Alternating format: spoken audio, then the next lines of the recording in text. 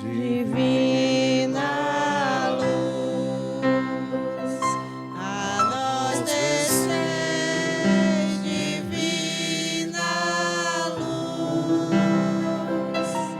em nossas almas acender o amor de Jesus, o amor de Jesus. Reverendo Diácono Sandoval, irmãos e irmãs em Cristo Jesus, no início da primeira leitura da carta de São João, nós escutamos: filhinhos, esta é a última hora. Ouviste dizer que o anticristo virá. Com efeito, muitos anticristos já apareceram. É um texto bem propício para o momento que nós estamos celebrando, pois estamos celebrando as últimas horas do ano de 2024. E a palavra de Deus nos adverte acerca dos anticristos. O que significa esses anticristos? São aqueles contrários a Cristo. E existem muitos espalhados no mundo que são contrários ao Senhor. E por isso, nós que aqui nos congregamos nessa noite, nós que aqui nos reunimos para celebrar esta Eucaristia, devemos escutar com bastante atenção o que a palavra de Deus nos adverte para iniciarmos um novo ano atentos a essa realidade. Existem aqueles que são de Cristo e existem aqueles que são contrários a Cristo ou que são contrários aos projetos do Senhor. E de que lado nós iremos ficar no ano 2025? Do lado de Cristo ou do lado dos anticristos, daqueles que não estão comprometidos com o projeto de Deus? Poderia aqui elencar várias realidades que revelam para nós ações daqueles que são contrários a Cristo, mas tenho certeza que vocês têm muita clareza de quando e quem não estão de acordo com o projeto de Cristo Jesus. Mas eu posso citar algumas para que a gente se situe melhor nesta leitura.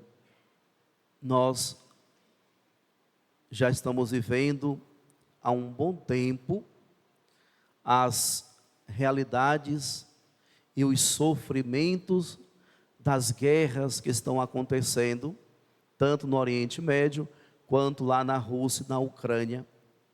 Para nós cristãos, a guerra não é uma ação cristã, não é de Cristo. Se Cristo é o príncipe da paz, logo, quem promove a guerra não é cristão.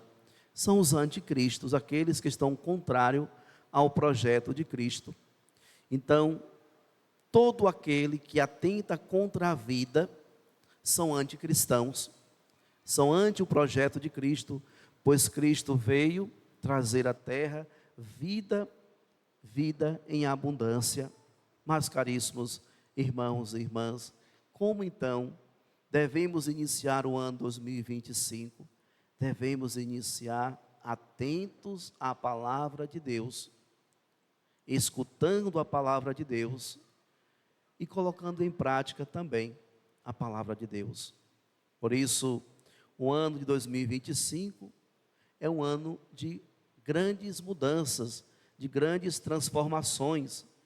Para nós, os cristãos católicos, o ano de 2025 é um ano da graça, é o ano santo.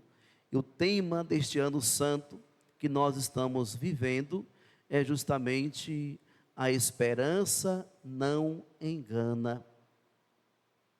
Como devemos iniciar então o ano 2025? Cheios de esperança.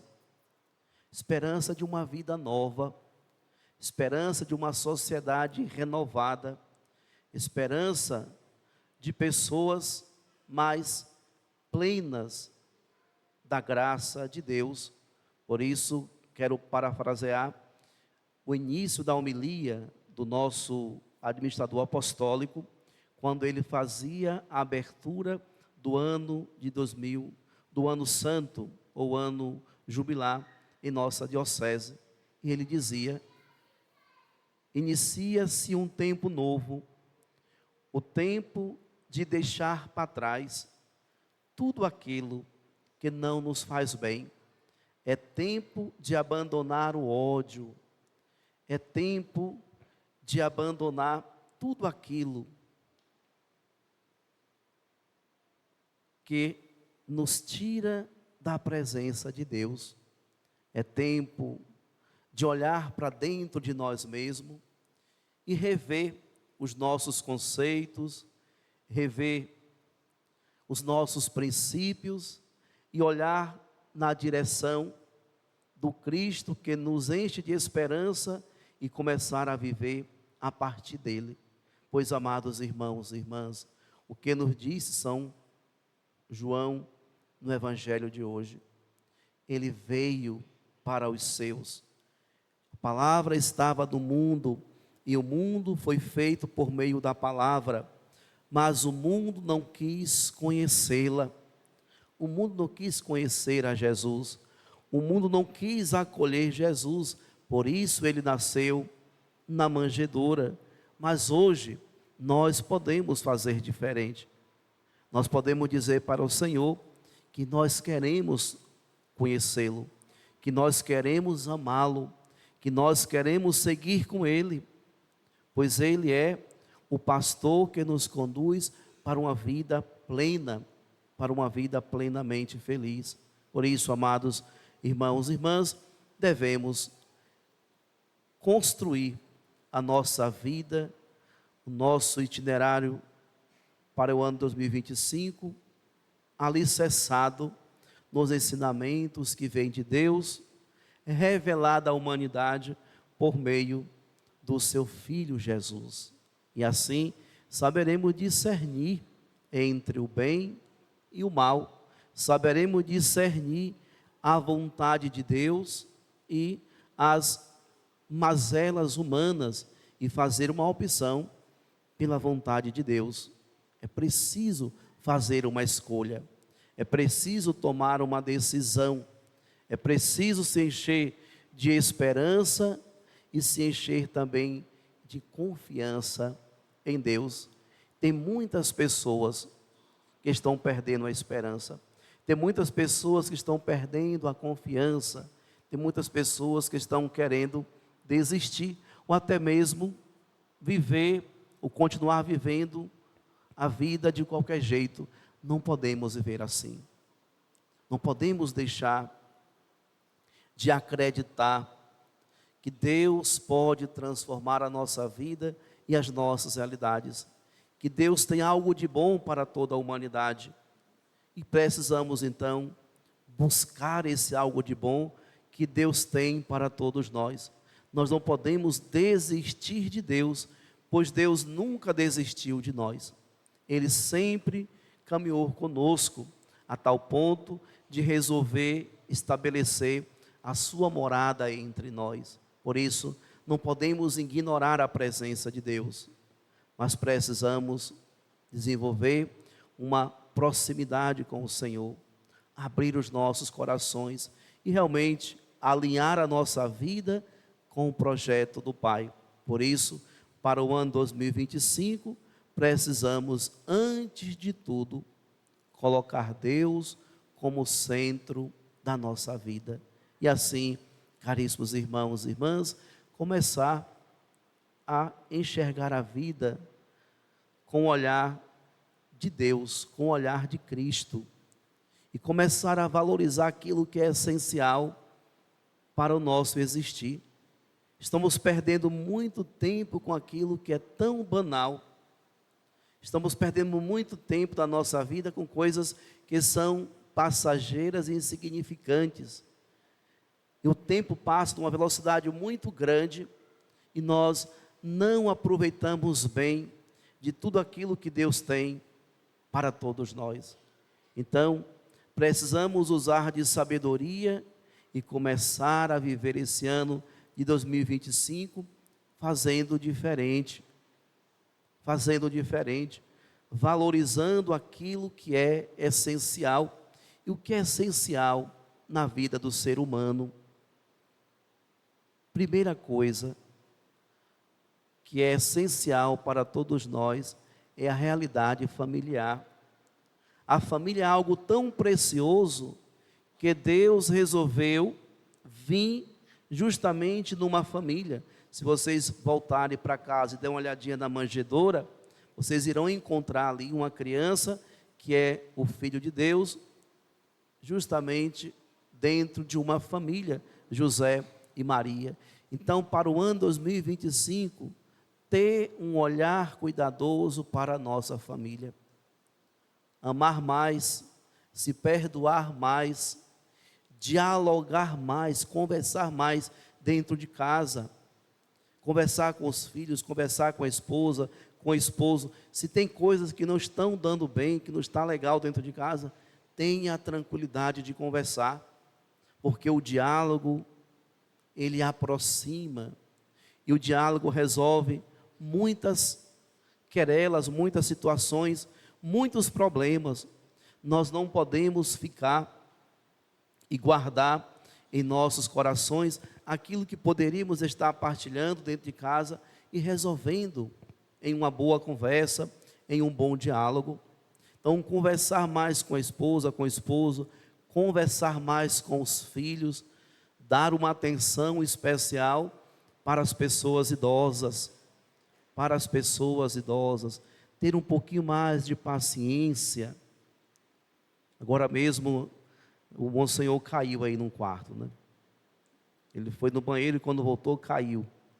E o nosso irmão que cuida dele não tinha chegado ainda. Eu estava me preparando para a missa, ele começou a gritar, gritando, socorro, socorro, socorro. E o pessoal correu aqui e me chamou. Ele estava lá sentado no chão. Aí eu botei ele em cima da cama e liguei para Fábio. O Fábio veio para dar o socorro. Ele dizia, até agora vocês cuidaram de mim, daqui para frente vocês têm que ter muita piedade, porque eu vou começar a dar trabalho para vocês. Então é alguém que tem consciência das suas fragilidades e ao mesmo tempo pede socorro. O Monsenhor tem essa humildade de dizer e reconhecer que ele tem essas limitações, agora está começando a ter essa humildade. Mas quantos idosos dentro das nossas casas vivem e não expressa as suas angústias, o seu sofrimento, e às vezes as pessoas que cuidam desses idosos não têm o cuidado e a paciência que deveria ter. Então, para o ano 2025, nós precisamos fazer diferente, sobretudo nós que somos cristãos, dar um bom testemunho de cristão, cuidando dessas pessoas que já estão mais fragilizadas e que estão no nosso convívio. E assim, amados irmãos e irmãs, nós precisamos viver o ano 2025 com muita praticidade, mas essa praticidade deve estar pautada no amor, na misericórdia, na justiça, no perdão e, sobretudo, na esperança que não engana. Precisamos reconstruir as nossas relações, reconstruir muitas vezes os laços familiares que estão se perdendo.